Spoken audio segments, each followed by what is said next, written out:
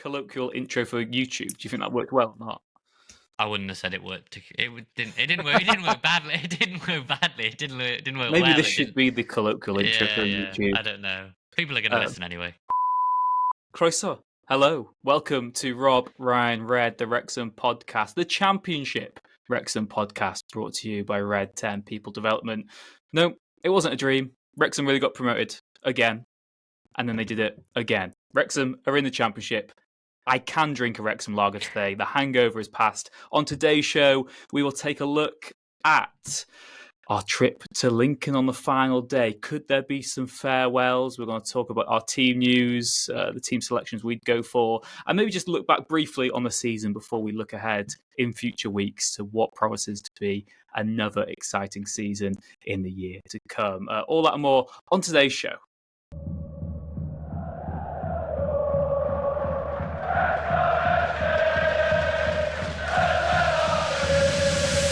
Rob, Ryan, Red.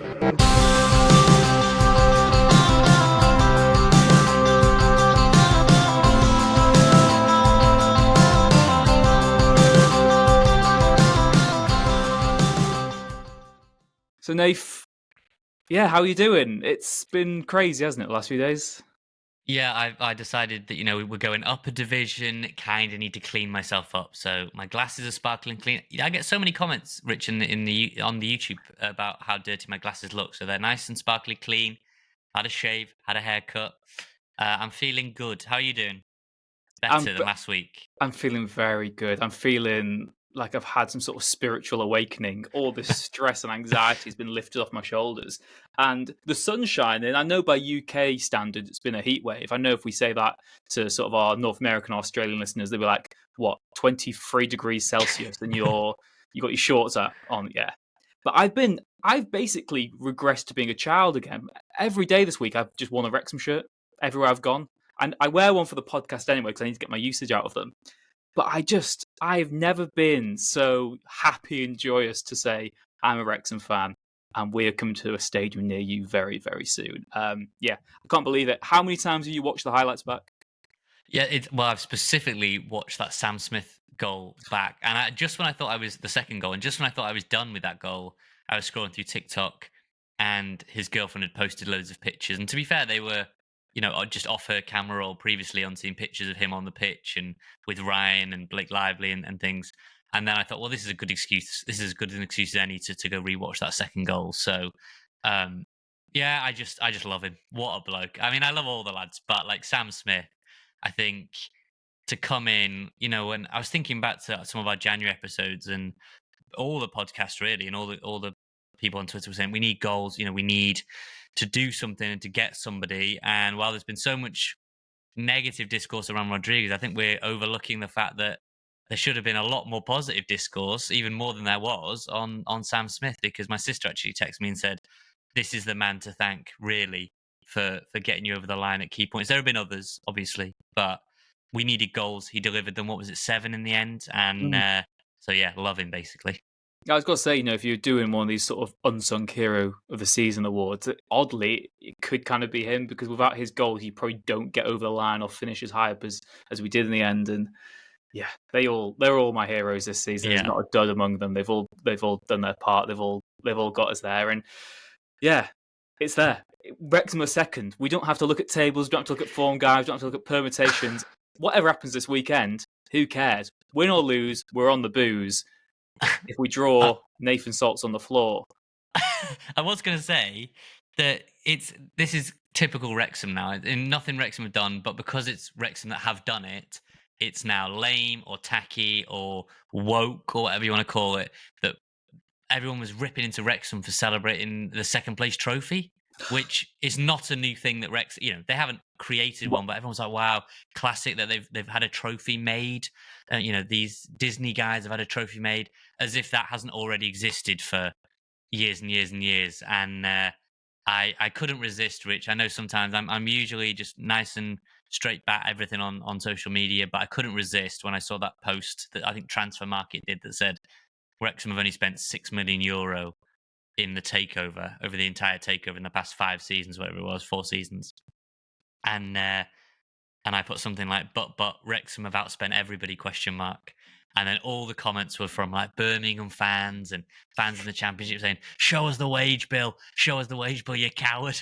No, that's the type of thing I do. I know, but then you were being optimistic, and I thought we had to go sort of like Freaky Friday and swap for the week. Yeah, I So suppose that's so. a normal now. That's a normal. Exactly. And again, it doesn't matter how you get there. It's the fact that we did. I think we've said this before that we've said. Well, I know we've said it before because I feel like I say it every week. But it's not just having money anyway. It's spending it properly. And if you look at the other teams, you look at what Huddersfield spent on strikers. Yeah, and they just plummeted further and further down the league. We spent wisely on the players that we did, and they got us over the line. I'm sure lots of our listeners will have read Sutty's piece in The Athletic. Really good deep dive behind the scenes into the season, how the sort of the coaching staff, the owners got to sort of November and reevaluated the target as, right, we're not just here to compete, we're here to actually get promoted now. How Longman almost signed last year and that went cold, and then he came back in January. Was there the deal to try to get Rodriguez on loan initially? Had to buy him out of Burnley to get him to the club. The Michael Smith deal that didn't pull off, and then how we went and got Sam Smith instead, who was one of the top targets, but maybe viewed as too expensive. But then because the target changed promotion, who was then vindicated as, yeah, we can go out and get him, and all the sort of momentum went behind that. So if you've not read Sutty's piece in The Athletic, please do that. Also, I do think we should get him on again soon, shouldn't we, to talk about the run and talk about what we can expect in the Championship. So look ahead to that hopefully in the coming weeks. And yeah, Nath, Lincoln, this weekend, a free hit, nothing to lose. What do we do? We go out for it. We're currently debating: do we go for a curry or a Chinese on the Friday night? I like going out for a pre-football curry. You want to go for a Chinese? So let us know maybe which one you would think is We've got to better. have a vote. I mean, you'll probably sway me anyway, but we'll let the YouTube comments and the Spotify comments let us know what they would prefer. I'm looking forward to it. I love away days. I'm next year. I don't know if I've ever explained about doing the 92, and I don't want to patronize anyone who knows what that is or doing that. But if you don't know what that is trying to get to every team, go and watch a match at every ground in the top 4 divisions. So Premier League, Championship, League One, League Two. Attend a match at every single ground, and it's a bit of a fun challenge, isn't it, Rich? Quite like loads and loads of people I know that have either got there or are very close. I'm on after this weekend. I'll be on 65, and there's about 9 or 10 in the Championship, depending on how that shakes out on the final day, that I haven't done. So Sunderland, if they don't end up going up, Middlesbrough, Swansea, Sheffield Wednesday. So yeah, I love away days. I've loved them this year, and I can't wait next year because it'll take me that little step closer to 92. I guess the quirk as well is not to be too doom and gloom. Next season, the attendance He's does back. drop. Well, next season, the home attendance drops because the cop's going. Yes, yeah. The temporary cop's going. So there will be situations where it's going to be much easier for some fans to go to away games than it is to actually go to home games because of the percentage of tickets that become available in those games. I know a lot of our worldwide listeners as well go to away games more because it's easier logistically to do them, particularly those southern ones. So yeah, I can't wait, mate. Like we said, when the fixtures drop, that'll be exciting. But I was just reading out all the teams in the Championship, and I've been reading out to all my family members and things like that, and just people asking like, "Oh, what league you're in next season?" People who don't follow football too much, and just reading out teams like, Jesus, we have come so far. And the night before we record this podcast, we were in our group chat and we talked about the National League South playoffs, Boreham Wood versus Dorking, wasn't it? Dorking, yeah. 2 teams we played 2-3 years ago, and they played an epic semi-final. And for Dorking, that's their season over. They were winning 3-1 with 8 minutes left, and they lost 4-3. God, the bunch of amateurs on that is going to be unbelievable, by the way. How quickly we've gone away from that end of season in the National League level, particularly where it's just so cutthroat and ruthless. And the way Rich, think back, we're talking about the end of season away trip to Lincoln, which I'm very looking forward to. Which we've still not mentioned really once. I'm still looking forward to. We've teased it twice, but the foreplay is ongoing. Take your time, relax, chill out for a second. Torquay away, that what was that, 2 years ago or 3 years ago? I think 2 years ago, right? And that was an all timer of an away day, and it had nothing riding on it. So I know, and again, I'm not policing anybody here to do as you choose, but I saw a lot of people selling their Lincoln ticket or trying to give it away or get rid of it. I honestly think knowing that you can go there and actually enjoy it and the result is irrelevant to the away day is the best thing ever. No, like that's the perfect. Usually, the football can spoil the entire day or the weekend. So if you are still going to Lincoln, we will see you there. I'm very excited. I'm sure Rich is very excited because for once, it's the first game this season probably where there is absolutely no stress on it whatsoever. I know the season opener is like very low stress, but you know as the game wears on, you do actually want to win. This, I just want to enjoy myself. A bit like Crew last season, Rich, where it was Yeah, one big party. I was going to mention those Torquay and Crew, the best examples. They're both the games we played after sealing promotion away from home, and as actual footballing events, they were irrelevant, like you said. Nothing really happened. Torquay, I remember cheering a penalty miss. Was that Mullin missed the penalty for us? Yeah. Billy Waters came on, scored an offside goal. Maybe we loved that. Like, I mean, Luke Young was sat in front of me at Torquay. Luke Young, That yeah, that didn't get felt very selected. that felt very sad for me. That at his old But club, and that, yeah, that's what I was going to come on to actually, Nate, because we look ahead to this weekend, Lincoln away. There isn't a grand points total or record or anything really to play for. Now that the season is done from a Wrexham point of view, really, this is just a formality that we are obliged to fulfil. If we didn't have to, we'd maybe forfeit the game. Yeah, who cares? As long as we don't get a points deduction, bring it our way. But we have to do it. So that leads you to the suggestion, well, I'd love to see some of those players who've got us this far in the journey play. I'd love to see Mullin, love to see Palmer, love to see Mendy, love to see some of these other players involved. Mark Howard in goal, perhaps. But then if you look back at these games we've had, the Torquay game after we won the National League, Crewe and Stockport after we got promoted from League Two. And history suggests that Phil Parkinson might make a couple of changes, but maybe we shouldn't expect what I think a lot of fans would like to see this weekend.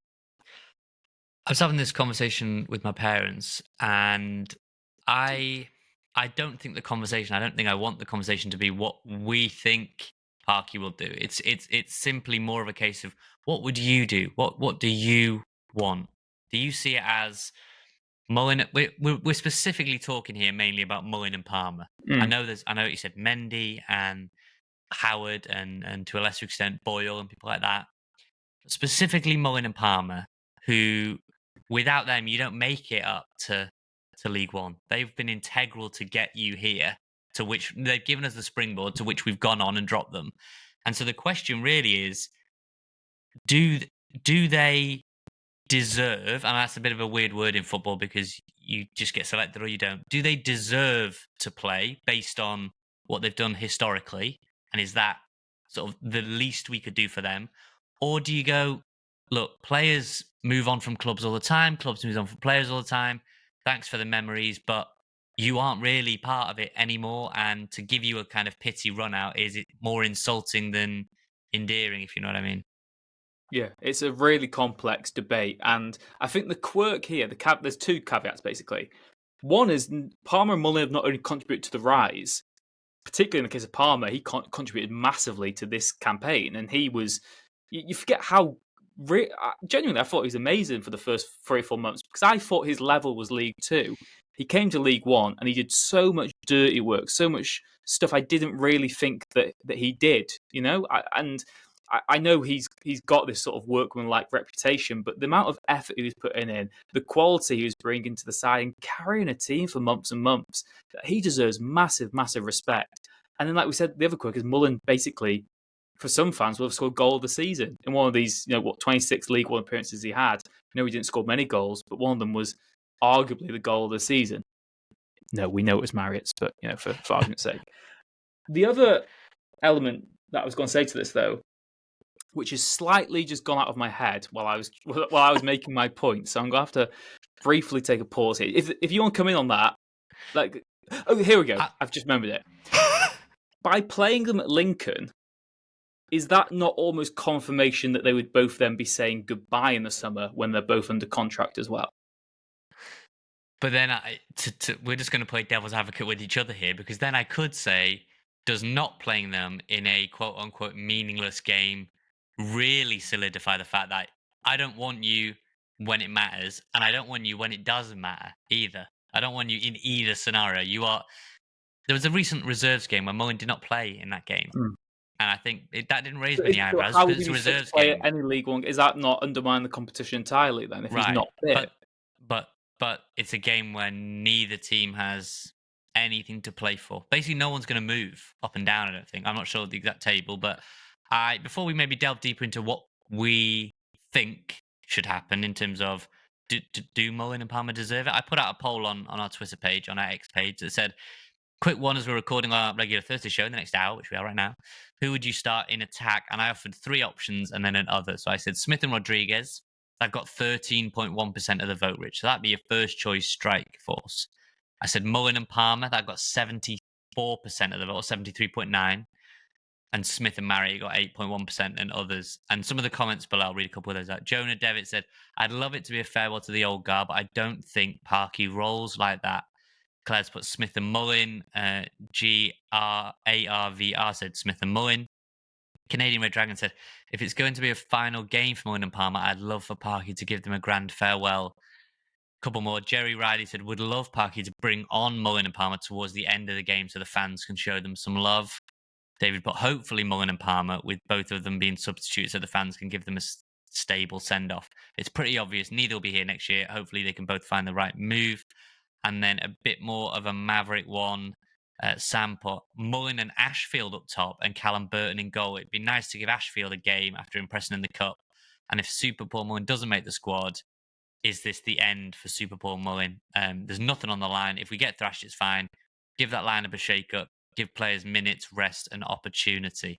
I mean, in terms of rest, I think no one needs it more than George Dobson, who was absolutely leathered for days after the promotion party. So he probably deserved it. And when we get to our team later, he'll probably got the weekend off for me.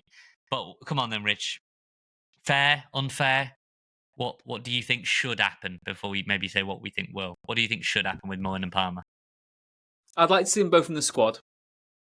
I'd like that. Particularly with, oddly, Paul Mullin. I've said this before, is debatably my favourite ever Wrexham player because I've had so many moments there in person to really savour them and to cherish them, and he's been part of what's happened the last few years. He's plundered goals for fun.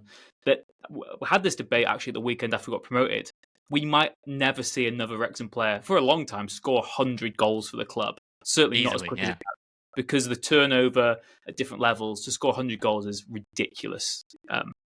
So yeah, I love Paul for everything he's done for the club. And Ollie, like I said, I think he does deserve it on merit. And yeah, I would love to see them both in the squad. Whether they can both start, I just don't know, because the other aspect is, as much as I'd love to see them play, I don't want to see them play and play badly, because it's like, well, you don't. If it is to be your last impression of them, or maybe one of the last times you get to see them together, you just kind of presume, well, we're going to win the game then. But what if we go to Lincoln and get turned over? They don't have a touch. They're really frustrated. I know we've got nothing to lose, but it's just kind of a sour little note to end on when we know they're capable of so much more. And I also don't want the Lincoln players to play against a half-fit Paul Mullin and think this guy's crap because we know he's not. Do you know what I mean? Yeah. I want them to give it. Ideally, I want Mullin and Palmer to start, both of them to score hat tricks. We sub them off in the 60th minute. Jobs are good in, but that's just not going to happen.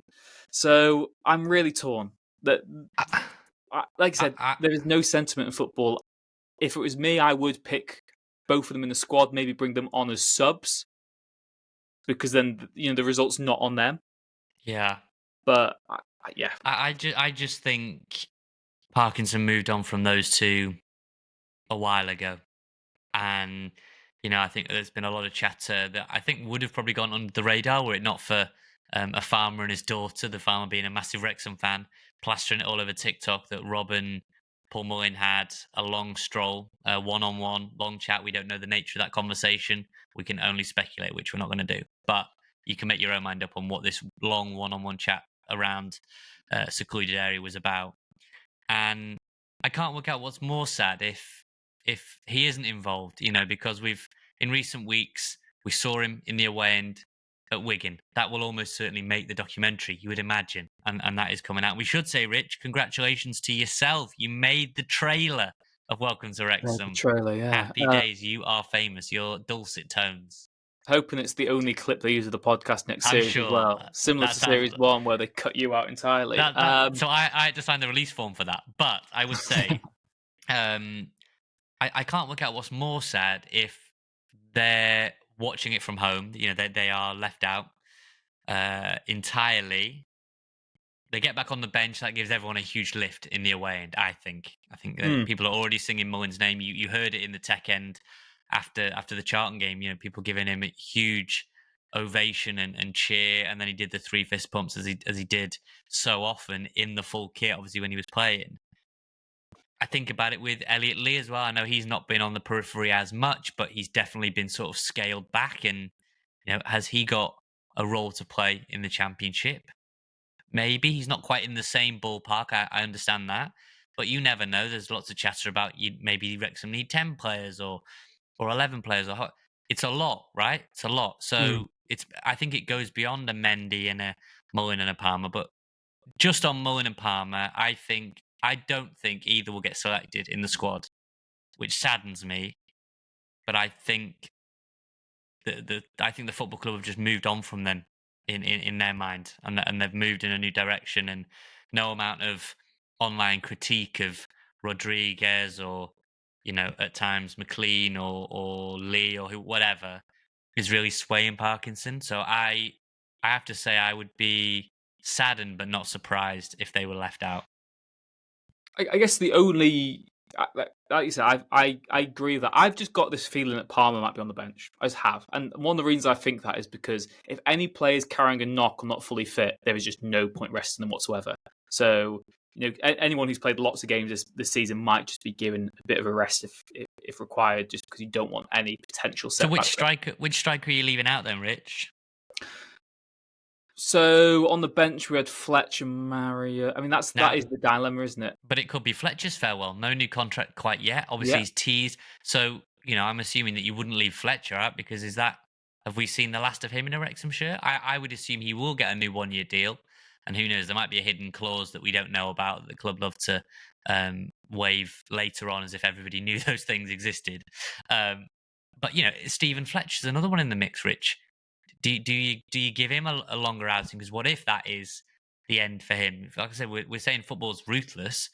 We'd love Fletcher to stay, but at the end of the day, it's a step up. He's about to turn He's just turned 38. He'll be 39 next season. You never know. There's no guarantee that he's coming back next year either. No, it's true. And again, you could either say, look, how often do players actually get to leave on their terms? It's very, very seldom. Not many players get to do that whatsoever. So maybe it would be nice if we could offer that opportunity. And the other aspect I say is, well, we're talking that up as kind of a nothing game. If we did know that those guys were in the squad and going to be involved, then it suddenly does become quite an important game and quite a spectacle, really. It does put more emphasis on the football. I guess that's the thing, is there's so many players who could leave. Even players who are under contract could technically leave, couldn't they? What's to say, Man City don't come in £50 million for Max Cleworth? Well, you just don't know what's going to happen in football. And that ultimately leads us back to that point that we said. History suggests Parky won't make changes for sentimental sake. This season is maybe a little bit different because there's two compelling options who haven't been involved, who have been a huge, huge service to the club, who are not only integral to us getting to League One, but also getting out of League One. They've both contributed to that. So that's the special circumstance, but I just don't see it happening whatsoever. Like I said, I could see Palmer being involved just because he's travelled with squads in recent weeks. Maybe you just rest someone like one of the starters. Maybe you just give Rodriguez or Smith even the weekend off. If I'm not saying we've got any knowledge of this, but I'm saying if one of them has a niggle or one of them's not fully fit, it's just not even worth them travelling. Really, give them an extra week pre-season. So a couple of points to look at. Luke Young, who everyone knows if you've been a long-term listener, how much I love. He did get that chance. He played at Crewe. He played against Stockport. But he didn't play at Torquay, did he? He didn't play at Torquay, and I thought that was the end for him then. And it wasn't. And a year later, he got, I posted that picture of him applauding the Mould Road. And, it's basically just him clapping, and I felt that was a fitting send off. I know there was some things behind the scenes that I wasn't as impressed with, but like in terms of just on the pitch, the send off he got from the fans, I thought was a fitting send off. To a lesser extent, Anthony Ford, when he came back at the end of that game against Burton, I know we won the game, so it was easy for us to do that. I felt that was a belated send off, a nice send off, that his final sort of memory of the club was that we were able to give him a hero's, for everything he's gone through separately. And I know it's not the race course, and I know Mullin, had his ovation last week, and Palmer, and they were all on the pitch with the families, and that meant a lot. I get that, and they've had their fun this week celebrating. But if you can't actually pull on the shirt for real again, in both instances, given what they've given, I think that would be a shame, even in a sport where sentiment doesn't exist, right? And we want it to when it suits us, when it suits our players and our heroes, and it doesn't. It does not exist. As soon as clubs are ready to move on from managers, they get rid of them. As soon as managers want to get rid of clubs, they move on. Look at Marty Cifuentes leaving QPR, right? Oh, he's been placed on garden leave, and that's a whole big thing in the Championship. So QPR will be under new management next season when we play them. But clubs very rarely show loyalty to players, and players often don't show much loyalty to clubs. It's just the nature of the beast. But if we get to Lincoln, it gets to 2 p.m, and we see Mullin and Palmer in the squad, starting or on the bench, that'll give everyone a lift. I don't care how sort of pro leave them out, and that'll give everyone a lift. They'll be brimming with nostalgia about some of the great games where they've played up front together. So that was one of my points. And the second one, before we go to a break, Rich, we need to get to a new segment. But I did want to say that some talk about Callum Burton and Mark Howard. Arthur Okonkwo will want to get as many clean sheets as possible. He was snubbed for Team of the Year. I know that stung. And I know Sam Tickle had probably, I think, was one ahead of him. Is Arthur still got a chance of the Golden Glove? I'm not sure exactly where it is. I think he might be one behind Sam Tickle. You've got to look at Smith. He's on 18 league goals. Is he in a situation where if he hits 20 goals, I know they weren't all with Wrexham, but if he hits 20 goals, does that trigger a bonus? Same for, that there are so many caveats in players' contracts that trigger bonuses, right? The goal bonus or assist bonus or whatever the case may be. So I don't imagine, right? Knowing that Las Vegas is coming up, I can't imagine many want to sit it out when there's a long, long time to wait until that championship opener. I can imagine a lot want to go and play and earn that win bonus and earn that goal bonus. Just on that before we quickly go, do you remember, was it John Rooney who had that clause in his contract, whereas if he played a certain amount of games, a few of them. He was one of them. But didn't that mean we couldn't start John Rooney despite him being our best player? And he would come on after like 20, 30 minutes. Yeah. Dean Keats. Yeah. So I think Gary Mills had put clauses into everyone's contract where if they hit a certain number of games, they got a new deal. Got a new deal automatically. Yeah. And that left Keats came in, I think, wasn't it? And just had a load of players that he didn't want. Was it Keats? Yeah, I'm pretty sure. He didn't want to. He couldn't play. Yeah. He couldn't play him, basically. He just didn't want to trigger, which was just a mess. But anyway, go to a break. Hey, Rich and Nath here from Rob Ryan Bread, and we've got a new giveaway for you, Nath. A United Airlines wash bag. Yeah, which you cannot get anymore. They do not make them anymore. £50 Amazon gift card just to sweeten it even more. All you need to do, Rich, is a couple of things. Okay, what are they? You need to like the video, enjoy the silence, Hypnotic, you know them by now from the podcast, and you also need to leave a comment. So like, comment on Enjoy the Silence, which will be under this tweet for the giveaway. £50 Amazon gift card. And you can wash yourself afterwards as well. And you can probably I need to win it, but I mean, I probably won't win it, so you can like, comment, that's all you need to do.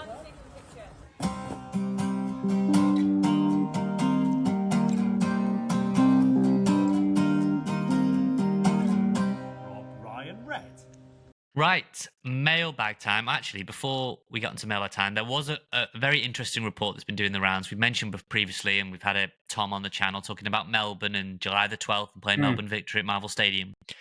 It now seems that the game in Sydney is getting a step closer. Over in Australia, there have been reports that Sydney FC will be the opponent at either the Allianz Stadium or I think it was the Accor Stadium. It's not quite been decided or the date, but it's a match in July. Negotiations are ongoing. involving destination New South Wales. So it seems like Melbourne, Sydney, and I believe those over the border in New Zealand, in Auckland, are pushing for a game. So let's hope we get some confirmation on that soon, because I know there are a lot of Aussies and a lot of Kiwis that are excited to not have to wake up at 4 a.m, Rich, to actually watch Wrexham. They can actually watch Sam Smith and J Rod and Ollie Rathbone in the flesh, live and direct. So that will be very good. But mailbag, let's read out some emails, shall we, Rich, because we have had a few different emails.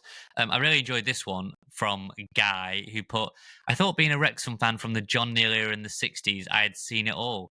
Great European nights, FA Cup quarter-final, heartbreak of the 77 failed promotion dream, and then promotion as champions to the second tier back in 1978.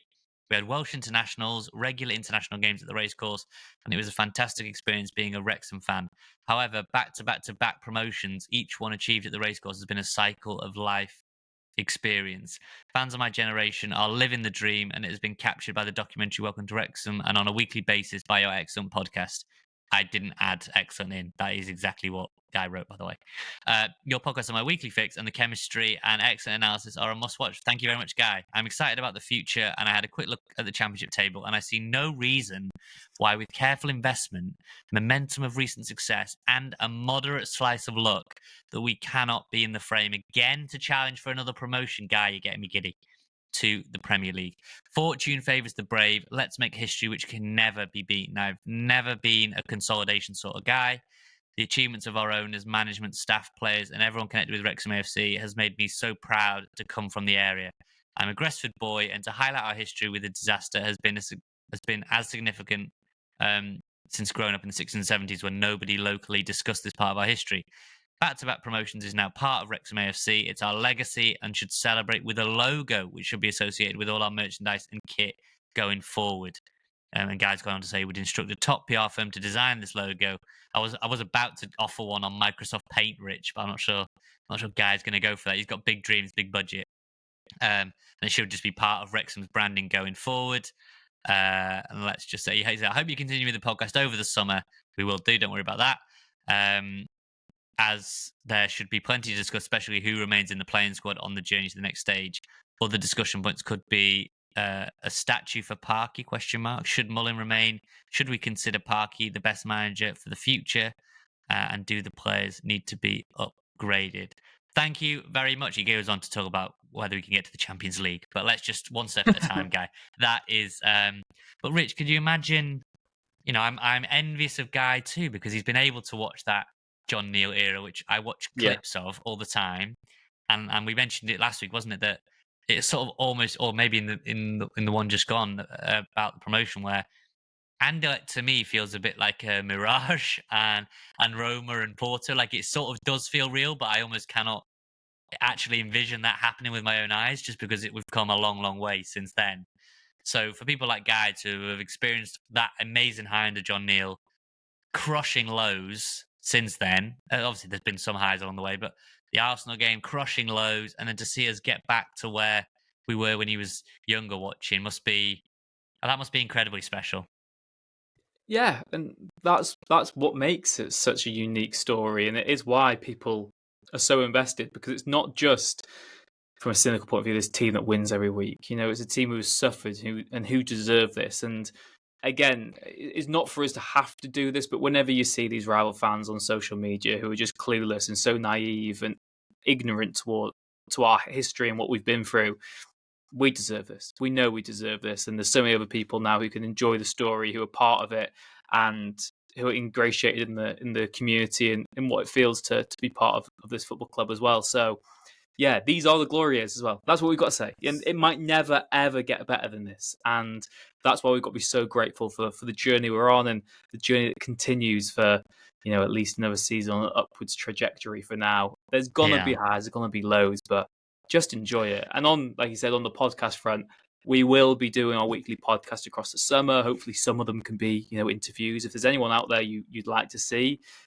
for a guest, then do let us know. If there's anyone who wants to be a guest maybe as well, get involved and let us know. robbrownred@gmail.com, robbrownred.com, contact us. And also we will be taking sort of some of those core, I guess, arguments and questions ahead of the new season maybe do them on a weekly basis. How can Wrexham fare in the Championship?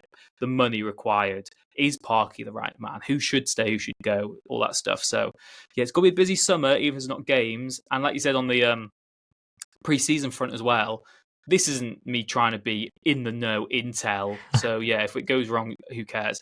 But basically, it's just fundamental. We're not in the playoffs, and the playoff finals the 27th of May. So we've now got an extra month of recuperation and recovery. So I would expect pre-season to move along very quickly. I generally don't see maybe how we would have been able to do a full Australia tour if we were in the playoffs, just because you'd have 1 month fewer to get everything together. But I'd fully expect it to be sort of hopefully signed off soon. And of course, we now know which division we're in next season, so hopefully season ticket renewals and prices are out very soon as well. Let's hope, because we did get a couple of messages about that. I would anticipate, I don't know this, I would anticipate the prices going up, but we shall soon find out what the exact breakdown is. The prices are going up. The town are going up, and the prices are certainly going to go up. You just know they will. We'll do a second email, Rich, and remember, robryanred@gmail.com if you want to get them read out. We will have a lot more time over the summer to actually delve into your questions. And by the way, for those asking, we will be doing our reaction to... More people asked this than I realised, but we will be doing our reaction to our League One predictions, pre-season predictions. So we will look at them. Some of them were good and some of them not so good. I know. We did get an email Birmingham was spot on, yeah. We did get an email from Seattle, Washington, from Chris, who said, I've been listening for most of your time on the mic. Not sure it's been the whole time, but pretty close. You guys are good to listen to, and I wish my Norwich Canaries, who's a Norwich fan, had the same type of podcast. I'm sure they do. Just dig a little deeper, Chris. You will find them. He said, I just finished your Sunday podcast, and yes, relish this time as it may never come again. I hope Sky Sports or someone is recognising the Wrexham accomplishment. Don't worry about the media attention over here, Chris. Trust me. Norwich hold a record 2, the most times relegated from the Premier League. Let's hope Wrexham never lay claim to that. Let's hope Wrexham never lay claim to that. He said, but you mentioned back to back one time and the Premier League 3 times in your Sunday podcast. Now, fellas, you are way more versed than this Yank who did see Wrexham play in Vancouver. My mate and I drove up from Seattle for that game, but Wrexham is nowhere near ready. Can we pin this on the bulletin board of the dressing room? Wrexham is nowhere near ready to go to the Premier League. You both know the financial chasm between the top 6 to 10 Premier League teams and the rest of the pyramid. It's very sad it's not more balanced. Your fan base balked when I think moving to League 2 about ticket prices. Chris knows as well, Rich. Rob and Ryan are not nearly rich enough for you to think about surviving in the Premier League. The racecourse holds... are. No, they are. The racecourse holds, he said, 17,000. Carrow Road is around 24,000. I cannot imagine the prices fans need to pay to stay competitive. Ticket prices will have to go up, and maybe another investor, the Allens, unless I missed one, which will be the Allens. He said, Wrexham needs to build on what you have. Momentum is awesome, but practicality is another. Not many £2 million strikers are in the Championship. You need to settle into the Championship for the next year. It's way different to League 2 and way different to League 1. You don't want to pull a Luton, have 1 year of glory, and later find yourself on the brink of going back down to League 1. Love you, the banner on the podcast, and we'll relish the rest of the week and enjoy your summer before August comes around again. Keep up the good work. Thank you for that email. That's very, very nice from Chris. I think what he's saying is true, but I'm going to just pretend that we can pin that up on the bulletin board and send it direct to Parky. Yeah, no, I agree with him as well, though. There is a good argument in there that what is it you want most next season? Do you want sustainability in a club that can become a long-term Championship club? Like, if the deal was you, Nath, do you want to be a Championship team for the next 5 years, or do you want to go up to the Premier League and then get relegated twice in a row? I feel like I should be picking option 1, but just the idea of like. Or Premier do you want League, what's in the box? Can I play my chance card or community chest or whatever? I want to gamble. I'm gonna gamble everyone and say okay, that the I would go box to the Premier is League. we go to the Premier League and we win the Premier League. So yeah, you've done that correct. We're fine. Don't worry about that. Yeah, the box is always right. But yeah, it's an interesting one because obviously, like we said, the stadium capacity goes down next season. We've still not got the training ground sorted. We've got that infrastructure that needs to be built around the club. The club is still learning as it goes along, just what the demand is, how to deal with all the media attention, kit supplies, getting these retailers. There's so many facets of the club that have just exponentially grown. The staff, like we said, skyrocketed in those latest figures that were published a few months ago, and I guess that should I for one, and we'll get into this in a few weeks when we talk about maybe very early championship predictions and what our ambition should be for next season. The club will not be settling for next season. They will be, they will see it as, well, we're now the closest we've ever been to the Premier League, so let's try and do whatever we can to get there as sustainably as possible as well. But it's an interesting one, and yeah, given what's happened to the club in the past as well, Nath, it's not like you need to throw all your money at it if it risks the future or jeopardizes certain aspects of the club either. So it's a very delicate balance, isn't it? There's that age-old phrase. I think somebody said to me once when I was in a casino, and it wasn't me. There was somebody that was in the party that was getting a little bit giddy that they were in a casino and able to put money on it. And the message to them was, act like you've been here before. And so I thought that was sage advice. And I'm sure that that's how Wrexham will carry themselves. Not like a kid in a sweet shop. Wow, we're in the Championship. Wow, isn't it great to be going to these big grounds? Act like you've been here before. But remember, you can, if you've not been here before, act like you've been here before. You can email us, robbrownred@gmail.com. See how I did that there, Rich? Nice and easy. They can also subscribe if they've not been here before. They can. I do want to say just a big thank you to everyone who has subscribed over on YouTube and on Spotify. We've hit some nice landmarks, and I want to keep celebrating all the wins along the way. So I think we've gone past 3,500 subscribers on YouTube, which is a blessing. So thank you very much for that. It's really gone up a lot in recent weeks. I know Rich is always the one asking, can you subscribe and can you like? It does make a massive difference and helps us out immensely. So yeah, we'll find a little segment, but to end the mailbag out, robbrownred@gmail.com. And if you want to find us on socials, TikTok, Instagram, Twitter, we are on all of those. Rob, Ryan, Red. Where Nathan starts and Rich play.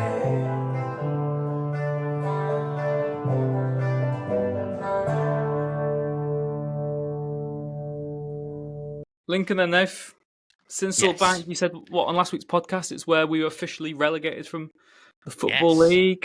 Well, final game, yeah. Final game, party atmosphere. Yeah, are you going to be in fancy dress? What are you going to do? I'm going to be dressing as a very dashing podcaster. That's what I'll be doing. Yeah. Who, that's what I'll me? be doing. I've got the Rich Fame mask, and Yeah, I've really fantastic. worked on my pessimism all year for this costume, mate. I've actually still got my Paul Mullin mask that the leader gave us, and I've still got my Andy Morell mask from the Luton playoff. What in condition's that in now? 2013? I'm assuming bad. 2012, but- was it? Okay, he's going to find One it. second. This will be for anyone watching on YouTube. Well, for anyone who's listening, I'm going to say that I'm not going in fancy dress. The last time I was in fancy dress was for my 18th birthday, and I went. This is a proper treat if you want to have a laugh at my expense. I went as the Mad Hatter from Alice in Wonderland for my 18th birthday. I'm scared. Why is Paul Mullin on the podcast? I don't like it. Otherwise, he'll never Don't- come on as a guest. Don't do the accent. I'm actually begging you. I'm begging you not to do that. I'm begging you to take off the mask and return to you. He said that before. But yeah, Lincoln this weekend. No fancy dress then. No. What are we doing? We've said the team we'd like maybe, but what do you think's going to happen? I think we'll probably draw the game. I think it'll be I mean, in a weird way, that Crew game, and I think Lincoln are better than Crew were when we played them. That Crew game we played with, I mean, we basically ripped the handbrake out of the car. We didn't have one. We just played with such freedom and expression. That was great. That was a great away day. And there have been some great ones this year. And I know next week, Rich, we're going to do, aren't we, like our goal of the season, favourite game of the season, and all that sort of thing. And I don't expect this to be that. If this is anywhere close to Torquay or Crew, we'll have a whale of a time. We're going to get our Chinese, we're going to get our curry, one of the two. We'll have a look around Lincoln. There's worse places we could have ended up. This isn't, with respect, this isn't finishing the season in Accrington or some of the other places we've been at, a Braintree or. I'm trying to think of places. I remember we had last day of the season, 2017 in Eastleigh, I think. That's just a ball ache, isn't it? I've been there, Southampton Airport Parkway. That is 7 a long years old ago, way. Yeah, 7, 8 Is a years. long 2018, old I way. think it was actually. But yes, I listened to that game on Radio Wales when I was in Japan. There's a picture of me on Facebook that came up on my memories this week in a Wrexham shirt in a Japanese bar listening to us.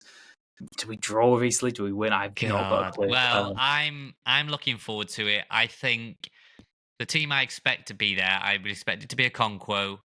I think it'll be Barnet, and I think he might give McLean the game off. I think it might be. Really? I think it might be Does Barnett. McLean believe in games off? I can't imagine he'd want that. No, but I think it'll be Barnett, Max, Scar, O'Connor. I think might play at left centre back. Weirdly, and then I think it'll be Revan. I think might even get a nod. Don't know. We'll see. And then midfield it'll be Rathbone. He always plays. Dobson should get the week off. He's been absolutely leathered. Give him the game off. I'd go Lee. As long as he keeps his shorts on. Lee. I don't know who pulled his trousers Was it down or Palmer? his shorts. I don't know, but he managed to rectify that quickly. I think it'll be. You know what? I'm just going to try and will it into existence. Let's play Rathbone, Harry Ashfield, Matty James. So a young gun. Rathbone's brilliant, and I saw a lot of people were voting for him for Player of the Season. Love Ollie Rathbone. Disagree with that if he ends up winning that, but that's just personal preference for Max. And the front two I would expect will be Smith. I think it'll be Smith and Rodriguez. I do. Yeah, so do I I. do. Worth mentioning there as well, I think you mentioned Max there as your player of the season, yet again, because we do it every week. Worth noting as well that since Phil Parkinson took charge of Wrexham, he is now the 4th highest appearance maker, 141 Wrexham appearances, which is level with the amount Ben Tozer made for the club. So the top 10, a very good tweet from the Wrexham Lowdown this week, of all Great the account. appearances made under Phil Parkinson. Number 10, Aaron Hayden. Number 9, Wow. Jordan Davis. Number 8 was Tom O'Connor. 7, Luke Young. 6, James Jones. He was in a lot of teams, wasn't he? He was always sort of, I guess he was that sort of original unsung hero. He scored one of your favourite goals. That goal against Altrincham. Yeah, it's one of your favourite Wrexham goals. 5 was Ben Tozer. 4, like I said, Max Cleworth. And the top 3 appearance makers under Phil Parkinson, Elliot Lee, 3rd with 148. Ollie Palmer, 2nd with 155. And Paul SPM. Mullin Yeah. has made 172. Will it be 173 this weekend? We'll find out, won't we, on Rob Ryan Red? And we will be back next week. We probably will have to look back at the Lincoln game, whatever happens. There hopefully are lots of talking points. Hopefully tell you if we went for a Chinese or for an Indian. And we will start to look ahead at the summer schedule, at the decisions that need to be made, and at the championship, which sounds ridiculous. I still can't quite believe it. Nath, anything else to add before we go? No, just very much looking forward to it. If you see us at Lincoln, say hello. We are always friendly, I think. So we are looking forward to it, and we'll let you know if we get that Chinese or the Indian.